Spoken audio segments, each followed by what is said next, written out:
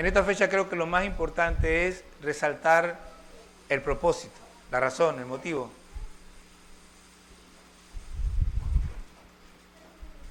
Resaltar por qué vino Jesús más que el hecho del nacimiento. Sabemos que es importante la encarnación y el nacimiento porque sin eso Jesús no hubiera pagado por nuestros pecados. Sin embargo, el propósito es lo importante. La razón por la cual vino Jesús es lo que es importante. Nosotros tenemos en la Biblia dos relatos acerca del nacimiento de Jesús. El relato de Mateo, que ya vimos la semana pasada, y el relato de Lucas. La gente dice que no se puede saber cuándo nació Jesús, pero eso no es verdad. Ahora, yo no les voy a hacer toda una explicación porque no los voy a enredar, porque tendría que traer un tablero, hacer una serie de dibujos y unas cosas para poder explicarles cómo saber el tiempo aproximado del nacimiento de Jesús. Pero si me acompañan a Lucas capítulo 1, yo les voy a dar dónde está la clave para poder saber por lo menos los meses aproximados en los que Jesús nació.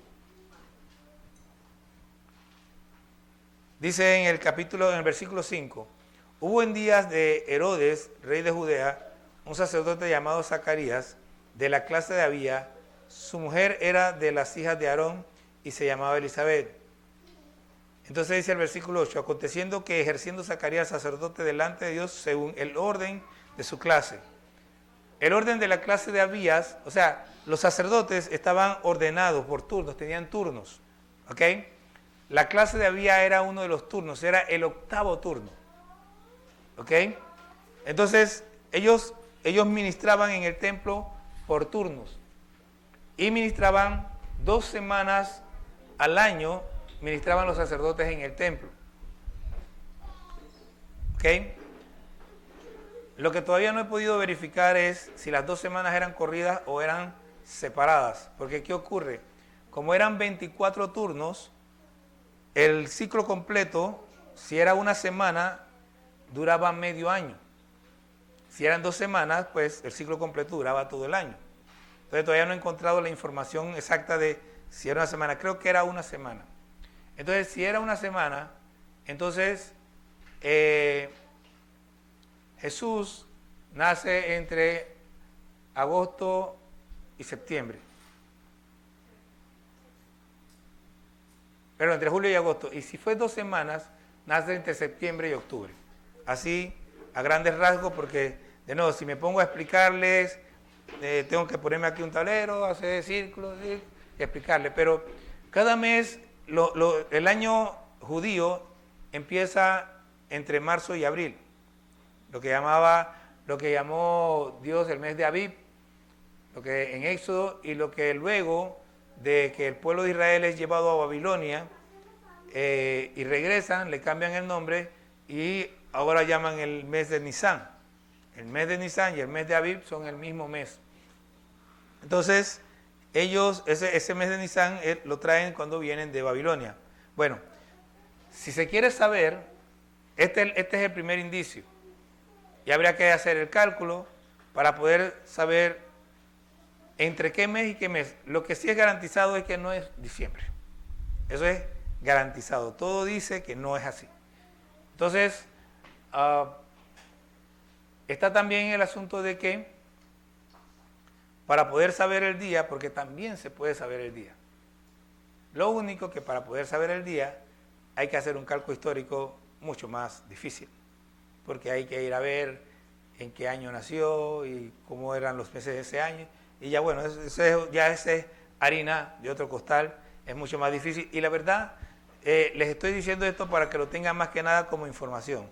Ustedes, pues, si me creen, porque ustedes, la otra opción es que lo investiguen ustedes, pero si me creen, pueden contestar con toda claridad, Jesús no nació en diciembre. De ninguna manera. No pudo ser. ¿Ok? ¿Importa cuándo nació? No. ¿La verdad? No. Importa que nació. Eso es lo que importa. ¿Ok? Entonces, nosotros tenemos que tener algo claro. Todo lo que pasa entre tiene cierto valor, pero lo importante es el resultado. Déjeme decírselo de otra manera. Todo lo que pasa entre tiene cierto valor. Por ejemplo, todo lo que sucedió entre que Jesús descendió y la cruz, sí, tiene valor. Pero lo que importa ¿qué es? Que murió en la cruz. Que pagó por nuestros pecados. Porque yo puedo vivir la vida que yo quiera. Vamos a como decía anteayer, han habido, no sé, cientos, miles de hombres prominentes alrededor del mundo durante la historia de la humanidad. Gente que ha tenido fama y fortuna. Y me atrevo a decir que la mayoría han muerto limpios. Han muerto, tuvieron en su vida fama, tuvieron fortuna, pero cuando murieron no tenían nada. Gente que hizo inventos grandiosos y nunca pudieron sacar provecho de ese invento que tuvieron. Entonces, si murieron sin Cristo, entonces, ¿de qué sirvió toda su vida? O aquella historia que cuenta el Señor Jesús que dice que este hombre tuvo una gran cosecha y cuando vio la gran cosecha dijo, alma mía, tienes muchos bienes, voy a hacer graneros y voy a almacenar y voy a decir, alma mía, descansa. Y dice la Biblia que el Señor Jesús dice que el Señor le dijo, necio, esta noche vienen a pedir tu alma y todo lo que tienes, ¿para quién será? Entonces, no es como vivamos, sino como muramos. No es como nacimos, sino de qué sirvió nuestra vida. Ahora, vamos a ir viendo lo primero que aparece en el Evangelio de Lucas después de la dedicación, que está en los versículos 1 al 4, es el acontecimiento del anuncio del nacimiento de Juan el Bautista. Y como vamos a ver tantas cosas, vamos a tratar de ir así como un poco rápido, ¿no? Pero Juan nace porque Dios tenía un propósito. Yo quiero que usted comprenda algo. Usted nace porque Dios tiene un propósito. Yo nací porque Dios tiene un propósito. Todos nosotros nacemos porque Dios tiene un propósito. ¿Y qué es lo importante?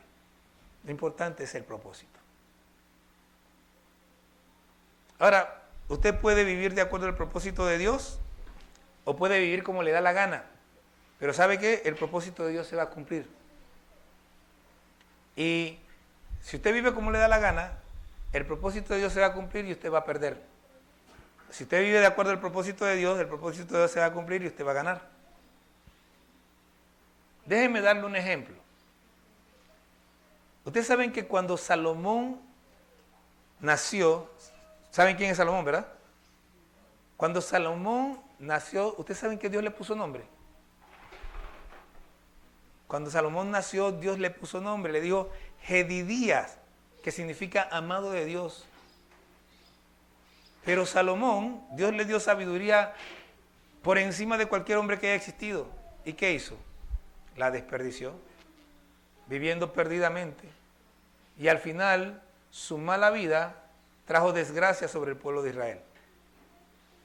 Y David le había dicho, si usted vaya y lee, David le dijo que no se apartara su corazón de Jehová, que se mantuviera firme, y él nada más hizo colocarse y se apartó. Él no demoró mucho. Usted puede oír toda la historia del templo y de todas esas cosas. Cuando ya el templo se construyó, ya Salomón andaba por mal camino. Y eso trajo desgracia.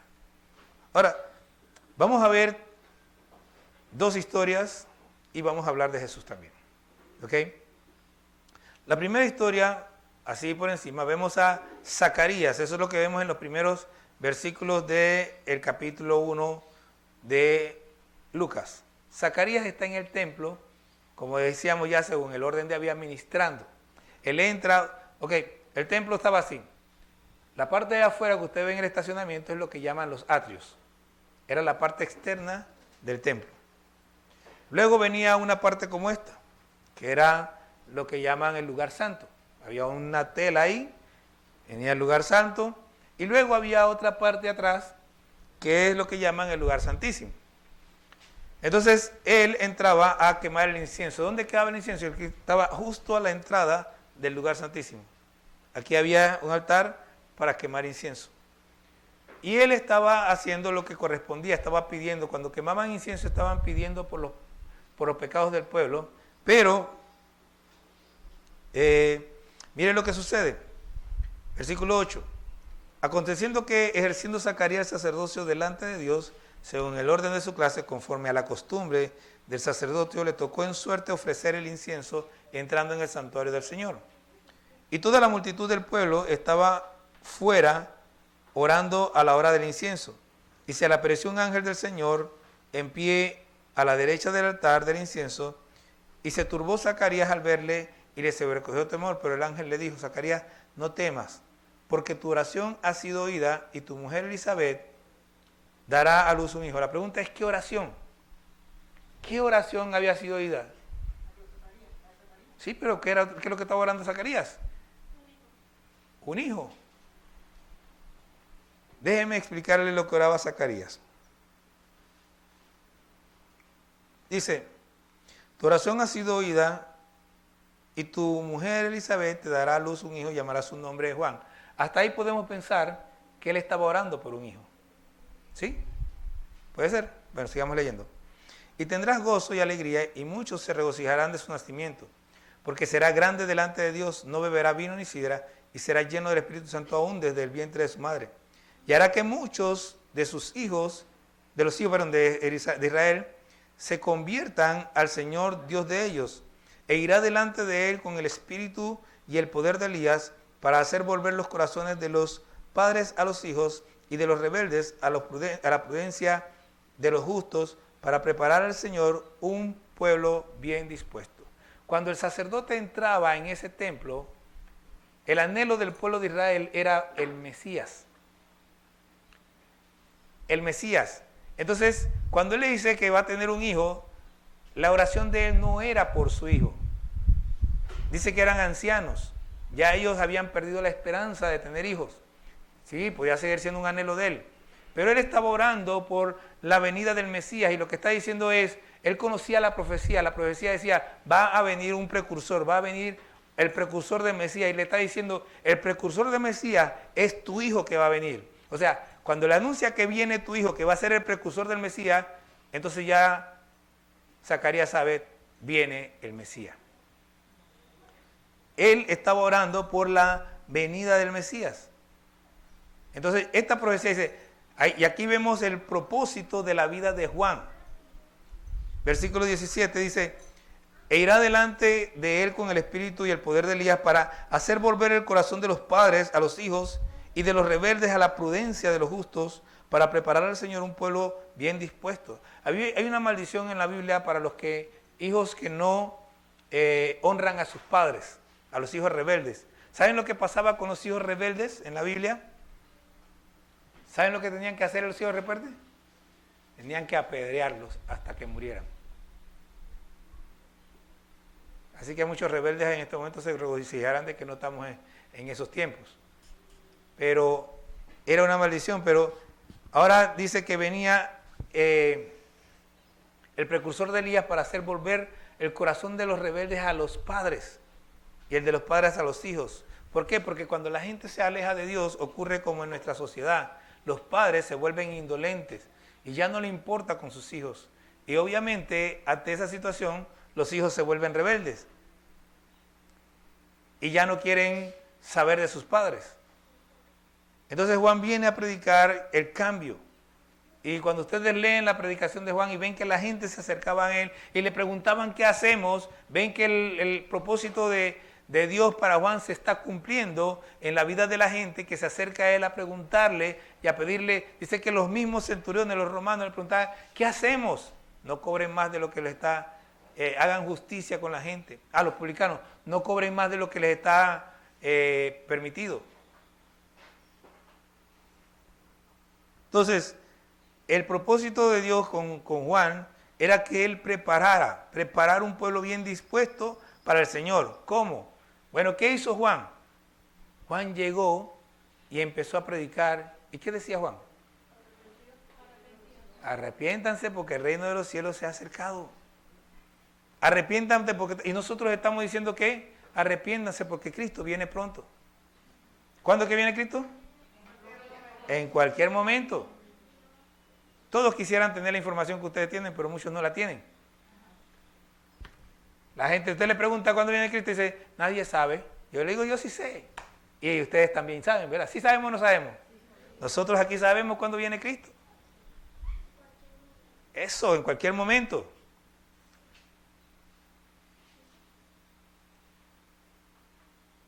Voy a saltarme un poquito porque en el versículo 76 dice, y tú, hijo, profeta del Altísimo, serás llamado, porque irás delante de la presencia del Señor para preparar sus caminos. Miren, si Zacarías estaba clarito. Cuando nace Juan, lo que vamos a leer es parte de cuando nace Juan. Él estaba mudo, él quedó mudo porque no le creyó al ángel. Pero cuando nace en Juan, que Dios le devuelve el habla, ¿ustedes saben qué fue lo primero que dijo Zacarías? Zacarías lo primero que hizo fue hablar de Jesús, no habló de su hijo. Y aquí me estoy adelantando, pero no importa, para que vean. Ahí en el versículo 67 dice, y Zacarías su padre fue lleno del Espíritu Santo y profetizó diciendo, bendito el Señor Dios de Israel, que ha visitado y redimido a su pueblo, y nos levantó un poderoso Salvador. ¿Ese quién es? Jesús. Lo primero que hizo fue hablar del Mesías, pero si la oración era sobre su hijo, ¿por qué habla del Salvador? ¿El ángel le dijo algo del Salvador?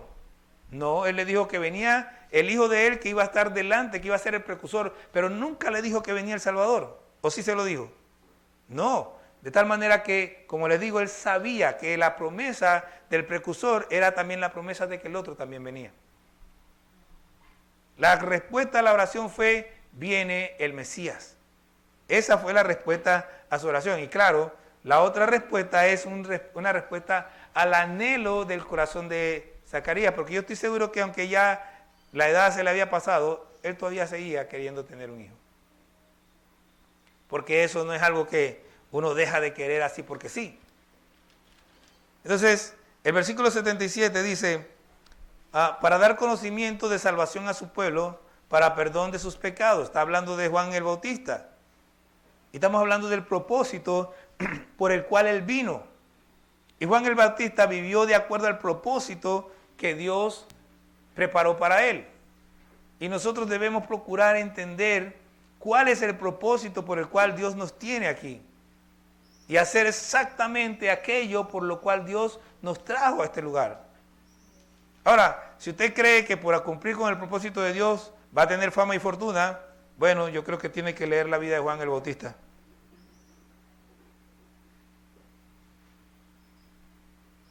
Versículo 79. Para dar luz a los que habitan en tinieblas y en sombra de muerte, para encaminar nuestros pies por camino de paz. Dos cosas, para dar luz a los que habitan en tinieblas y en sombra de muerte. Estas son dos cosas que significan lo mismo. En tinieblas y en sombra de muerte son todos aquellos que andan viviendo sin Dios. Y aquellos que creen que tienen a Dios, pero no tienen a Dios porque no están viviendo de acuerdo al Dios de la Biblia. Tienen su propio Dios que se inventaron en algún momento, o que se inventaron sus padres, o sus abuelos, o sus tíos, o no importa quién se lo inventó, pero su Dios no es el Dios de la Biblia, y cuando no es el Dios de la Biblia, están viviendo en tinieblas y en sombra de muerte. Para encaminar nuestros pies por camino de paz. Y hemos hablado y todos sabemos que la Biblia dice que hay solo dos caminos. El camino ancho, y dice que son muchos los que entran por ahí, y el angosto, que son pocos los que lo hallan. Eso dice la Biblia. Gracias a Dios que ya yo lo hallé. Entonces Juan tenía un propósito y Juan vivió de acuerdo al propósito de Dios. Y hace un rato hablábamos de poner los ojos en Jesús, de no ponerlos en el pastor ni en nadie más, sino tenerlos en Jesús, porque es que si nosotros no ponemos los ojos en Jesús, nos vamos a descarriar. Y Juan tenía los ojos bien puestos. Él sabía que Jesús era el Mesías, pero ¿qué pasa? Llegó un momento de aflicción para Juan, y cuando llegó el momento de aflicción para Juan, entonces dudó. ¿Eres tú el que ha de venir o esperamos a otros? Mandó a decir a Juan a Jesús. Y Jesús, en vez de... Yo algún día aprenderé a ser como Jesús. Él nunca contestaba lo que le preguntaban. Llegaron y le preguntaron, ¿eres tú el que ha de venir o esperamos a otro? Espérenme un momentito. Y empezó a sanar a todo el mundo. Sanar enfermos, echar fuera demonios.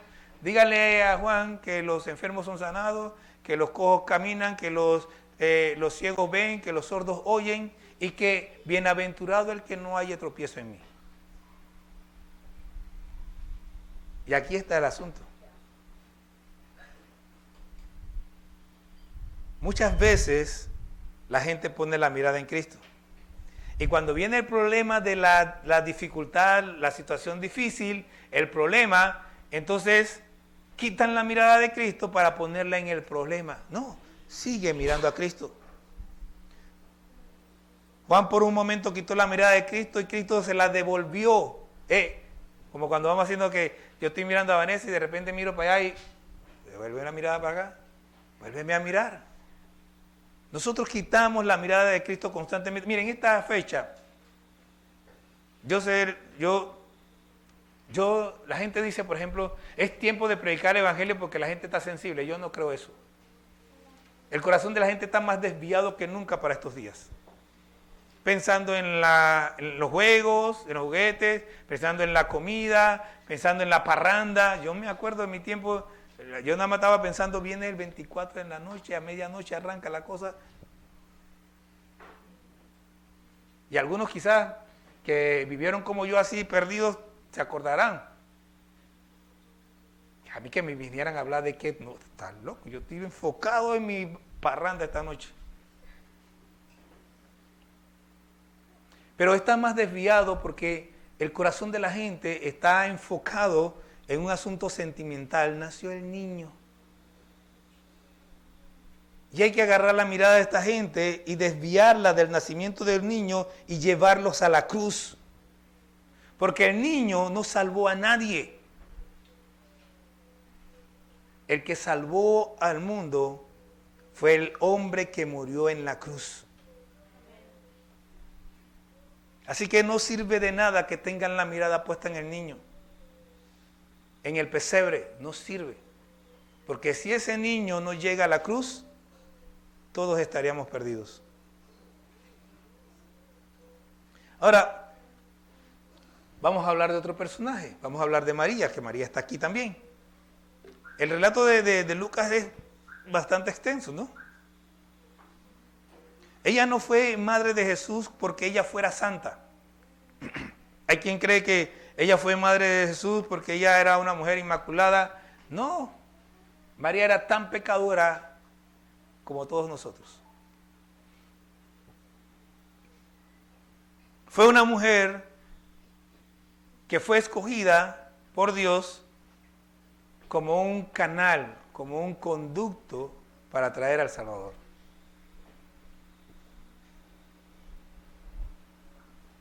Pero ella tenía un propósito, o sea, ella vino a la tierra con un propósito.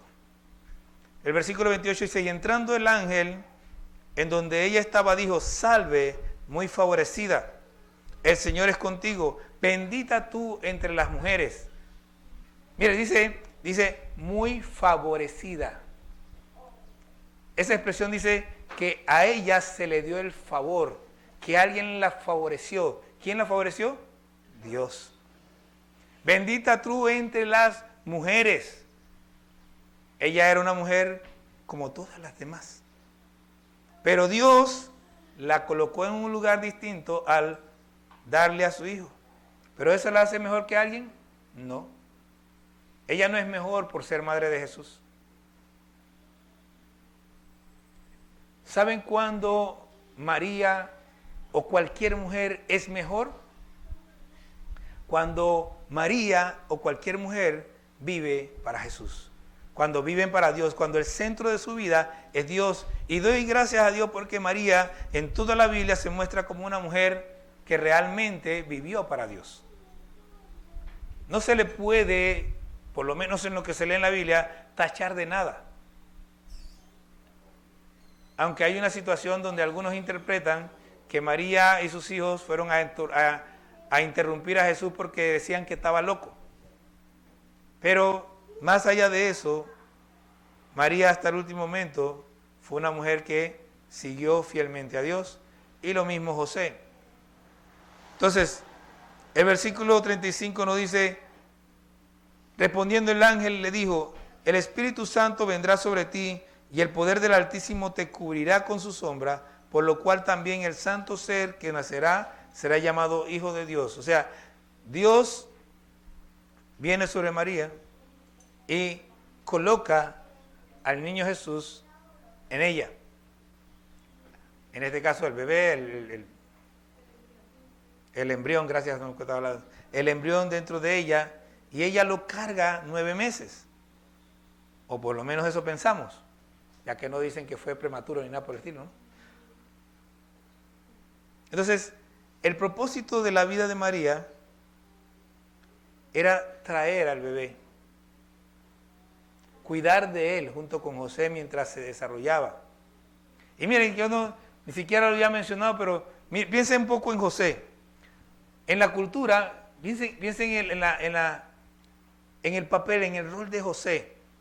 José fue un protector tanto para María como para Jesús, porque al hallarse que había concebido el Espíritu Santo, se le iba a acusar de adulterio, y al acusársele de adulterio, la pena era la muerte. Así que desde el principio José la protege al hacer caso a lo que dijo el ángel y recibirla como su esposa. Y cuando tienen que salir huyendo, el ángel no habla con María. El único momento en que el ángel habla con María es cuando le anuncia que viene él, pero de ahí en adelante hablaba con José.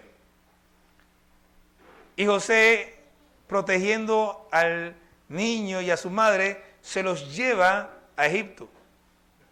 Y luego cuando el ángel le dice, él vuelve, y viendo que la situación en Belén, el que estaba reinando era un tipo muy perverso, dice, mejor me voy a Galilea, a Nazaret, y se fue y se mudó a Nazaret. Era un hombre muy sensible, pero es que también él nació con el propósito de que él fuera el protector de Jesús hasta que él tuviera la edad de presentarse al mundo. Entonces, tenemos que ver que lo importante es cuál es tu propósito. ¿Para qué estás aquí? ¿Para qué Dios te trajo al mundo? ¿Cuál es la razón por la cual Dios permitió que nacieras? ¿Qué quiere Dios que hagas?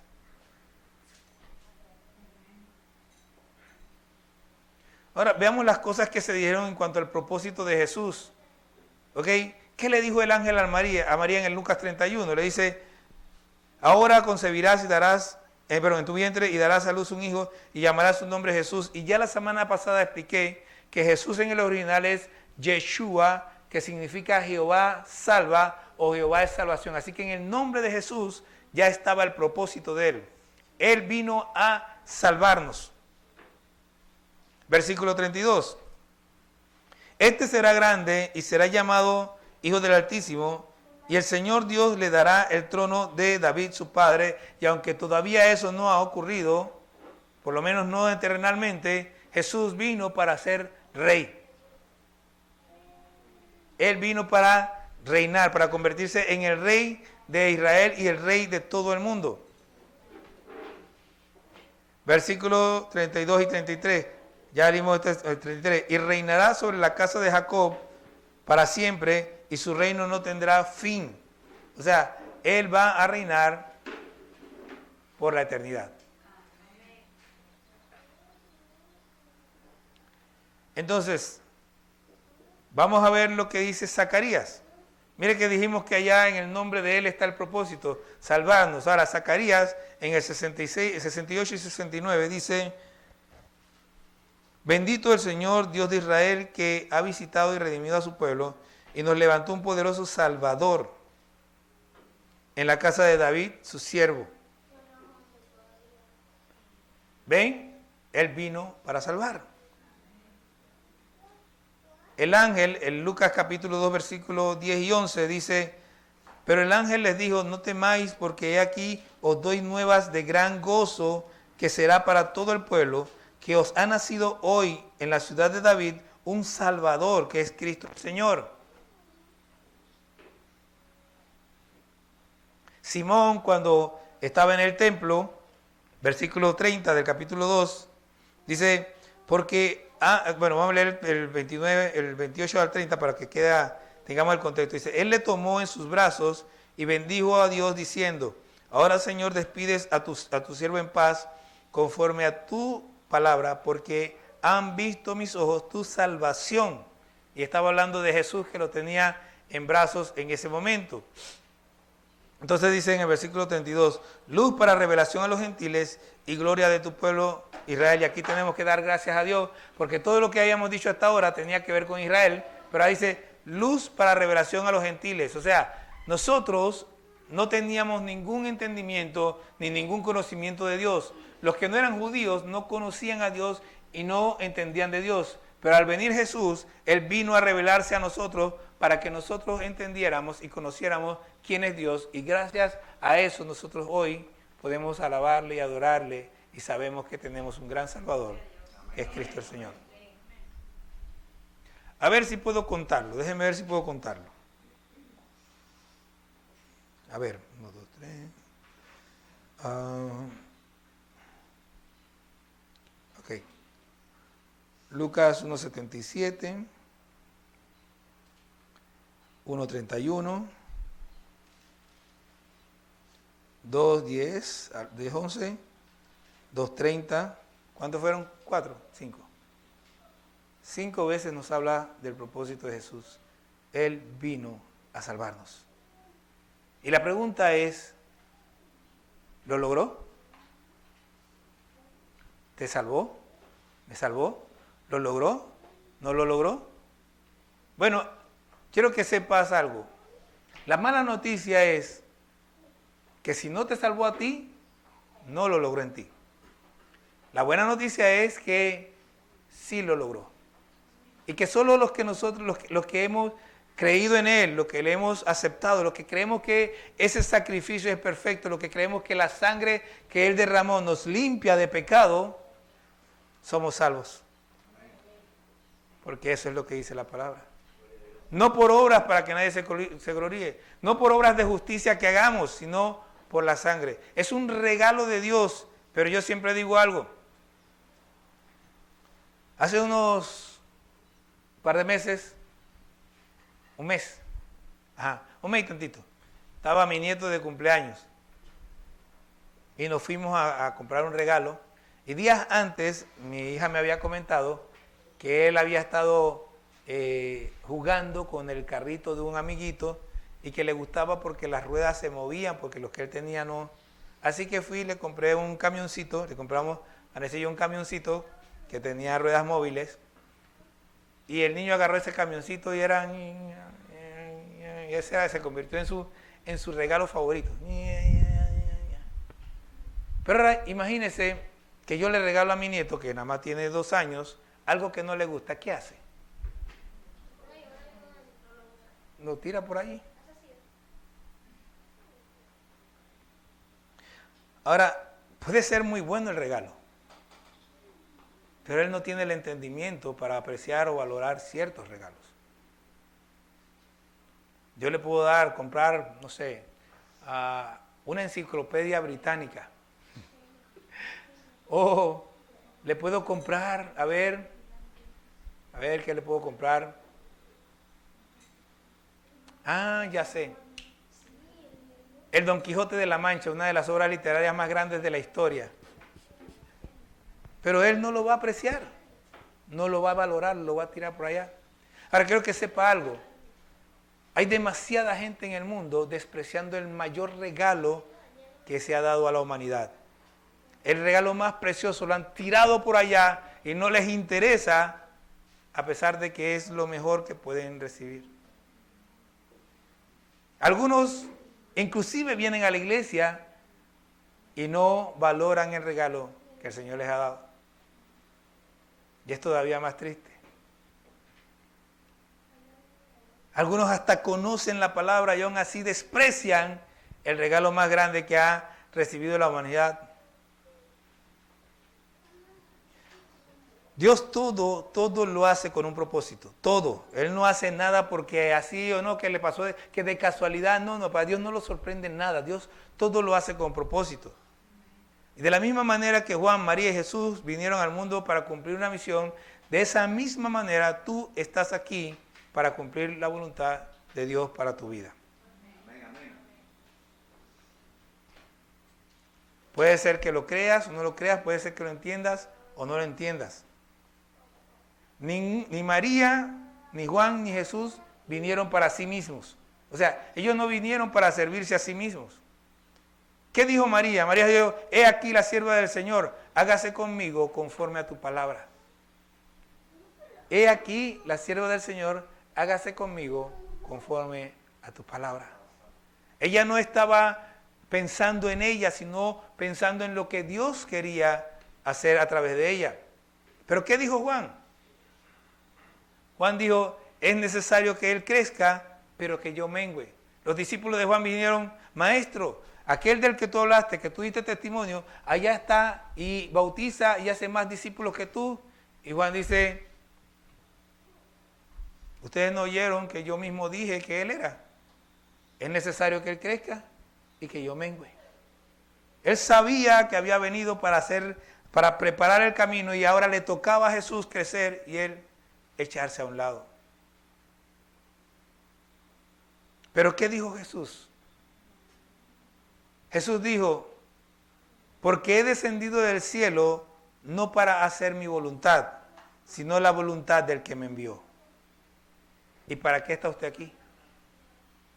¿Para qué Dios le permitió nacer? Sepa que la voluntad de Dios siempre se cumple. Dios nunca hace nada por gusto. La diferencia es si tú vas a hacer, si vas a cooperar con Dios o no. Si cooperas con Dios, tienes recompensa. Si no cooperas con Dios, prepárate. Algunos creen que esto es juego. A algunos les encanta el jueguito de la religión. Vamos a la iglesia el domingo. Pero esto no es juego. Si hay algo serio en la vida, es Cristo. Es el cristianismo. Si hay algo bueno en la vida, es Cristo. A ver qué dices. ¿Para qué o para quién estás viviendo?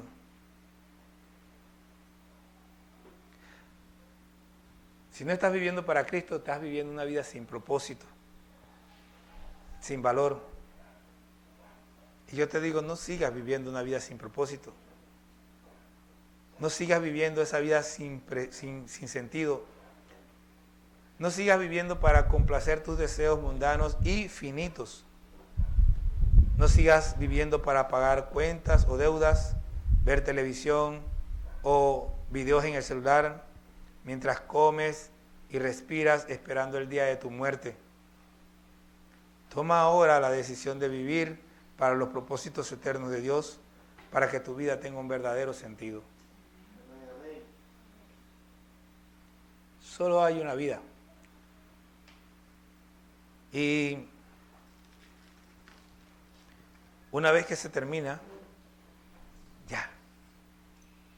No hay más oportunidad. No hay rezo, no hay ayuno, no hay nada que podamos hacer por el que murió, murió. La Biblia dice claramente, está establecido para los hombres que mueran una vez y después de esto el juicio. Por lo tanto, no hay más oportunidad. Sin embargo,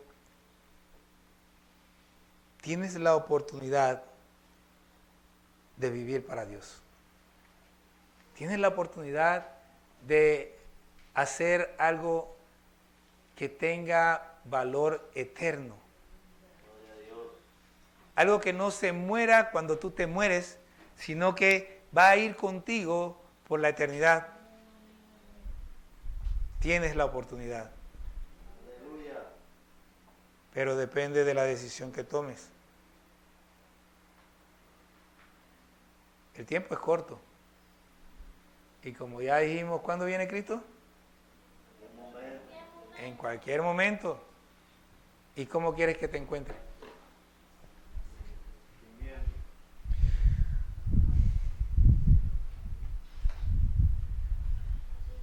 Me he dado cuenta que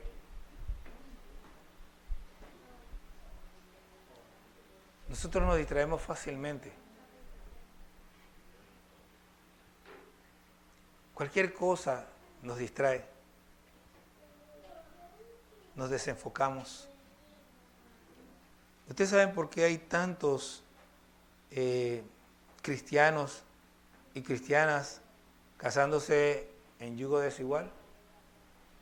Porque se distraen. Porque no valoran a Cristo.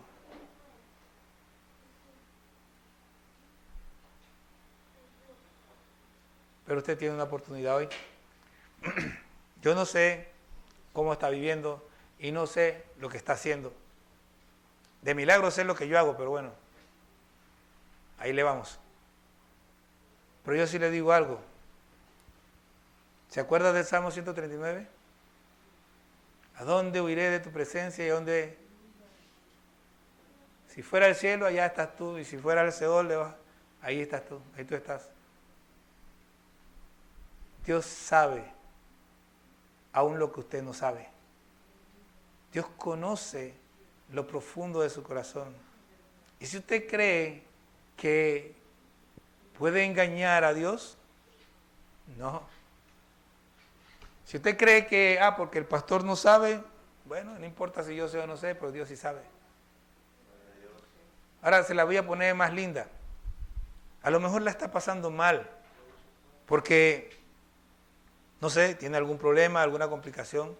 Vaya a Dios. ¿Por qué sigue cargando con eso?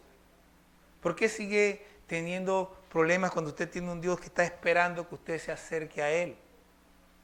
¿Por qué usted no se vuelve a Él y le entrega? ¿Qué dice Él? Echad vuestras cargas sobre mí, que yo os haré descansar. ¿Por qué estás cargando eso? Si el Señor te está diciendo, echa esa carga sobre mí y yo te voy a hacer descansar. Lleva mi yugo sobre ti, porque mi yugo es fácil y ligera mi carga.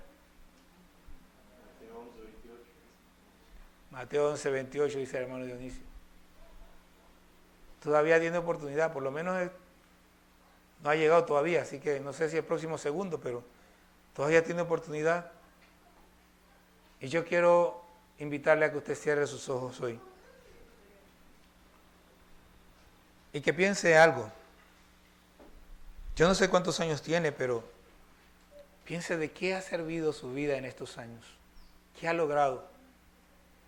Lo que ha hecho ¿para qué? ¿Para qué sirve todo lo que ha hecho? ¿Lo que usted está haciendo ahora tiene propósito eterno? ¿O no tiene propósito eterno?